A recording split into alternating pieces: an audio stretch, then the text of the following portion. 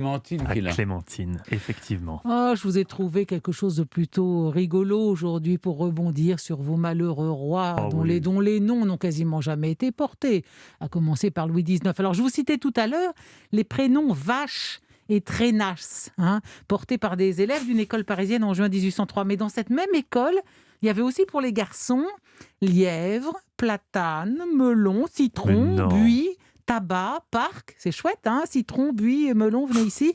Et puis il y avait les prénoms plus politiques, par exemple dans cette même classe, c'est authentique, 1803 à Paris, une petite fille prénommée Racine de la Liberté et un petit garçon qui s'appelait Mort au tyran.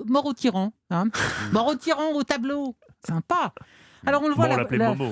la Révolution française. C'est comme quand parfois en Afrique, il y a des Oui. enfants qui Oui, s'appellent fête Nat. Nat. Oui, bien Oui, sûr, parce c'est que sur amusant. les Ou calendriers, il y a marqué avant comme fête Nat. la fête de l'Avent, AVNT, ce qui n'est pas très joli en plus. Alors, la Révolution française, en tout cas, fut particulièrement libertaire en matière de prénoms, mais ce qui faisait du meilleur effet dans ces années 1790, c'était de prendre le prénom de certains grands républicains de l'Antiquité. Ouais.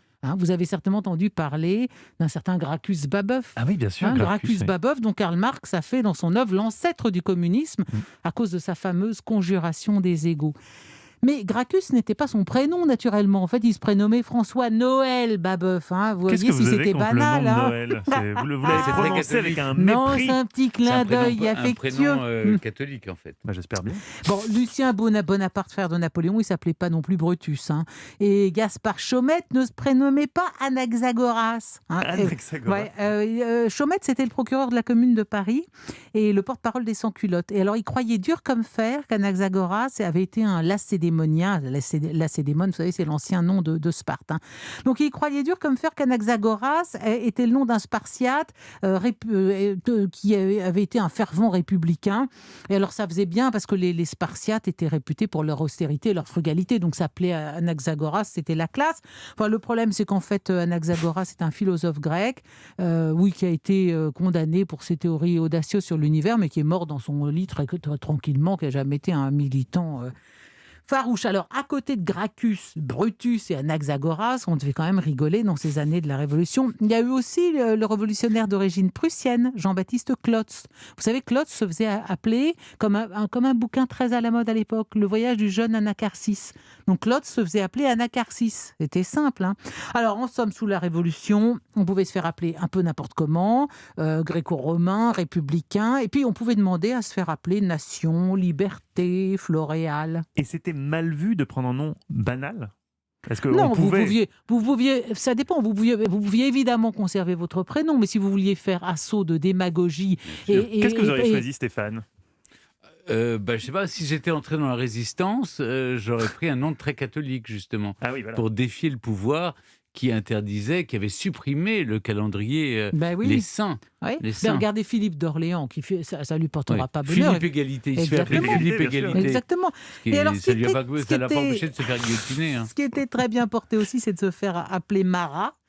Dans les oui. jours qui suivent sa mort, le 13 juillet 1793, des enfants, des villages, des montagnes vont prendre son nom. Et Montmartre devient Montmarat. Le Havre de Grâce devient le Havre-Marat. Saint-Léger en Yvelines devient Saint-Marat-des-Bois. Voilà. Et comme la démagogie n'avait pas de Les borne à ce fraises moment-là, Marat, c'est très bon. les Maras des Bois, Les ça, Maras oui, des Bois. ça se C'est trouve, lié à ça ça vient de là, c'est possible. Incroyable. En tout cas, Les le Maras des Murat. Bois. Le Murat, vous connaissez Murat, le Oui. beau-frère de Napoléon. Bien Eh ben, pendant les années de la Révolution, il a demandé publiquement à se faire appeler Marat et plus Murat. Bon, En fait, c'était une couverture pour beaucoup. oui, non, Je parle pas des c'était enfants. pour donner des gages de républicanisme. Oui, en mais fait. pour, Vous les, pour savez, les adultes. c'était dans pour ces les années adultes. de la couverture. Révolution, mais bien sûr, dans ces années de la Révolution, on prête serment toute la journée. Il faut être plus républicain que les républicains. Alors, Vous auriez choisi quoi, vous? moi, je trouve que l'idée d'incarner une idée, c'est pas mal. Victoire, ou alors un personnage, la femme de César, Julia, un truc comme ça, je sais pas. Cléopâtre, ça m'aurait pas beaucoup changé de mon prénom. Bon, écoutez, là, vous m'égarez. Alors, là, après, Napoléon revient dans cette histoire et lui, là, il rigole plus avec tout ça. Donc, loi de Germinal en 11, c'est-à-dire 1803. Et là, les amis, on revient au prénom des saints des calendriers. Et puis, les mairies refusent à l'époque beaucoup de Marat, justement, et de Robespierre. Mais il sera toujours possible de changer de patronyme. Et cette loi de Germinal n'a été abrogée, figurez-vous, qu'en 1993. Alors, ce que prévoit la loi désormais, elle est très libérale sur les prénoms. Hein. Vous pouvez, pour vos futurs enfants, choisir à peu près n'importe quoi. Et sur les noms de famille aussi. Et toute personne qui justifie un intérêt légitime peut demander à changer de nom. Oui. Alors, vous voyez, par exemple, monsieur Kiremisioglu, ce qui veut dire marchand de tuiles en turc, est devenu monsieur le couvreur. Il y a des Klein qui sont devenus des petits, des Lang, des Lelong, des Weiss qui veut dire blanc en allemand, des Leblanc, des Schwarz qui signifie noir, des Le Noir. Monsieur Shangzhuan, ce qui veut dire être fort en taille, est devenu monsieur le fort. Et madame Moreno, ce qui signifie brun en espagnol, est devenue madame Lebrun. Alors, il y a quand même un cas un peu à part, c'est certains visiteurs étrangers qui évoquent la francité antédiluvienne de leur patronyme pour venir s'installer en France.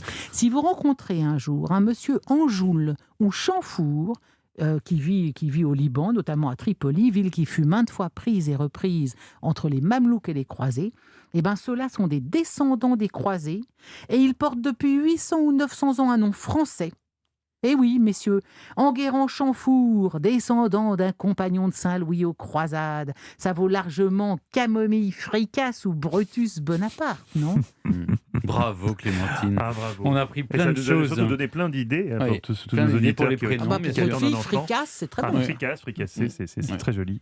Ça sonne très bien. Merci beaucoup Clémentine.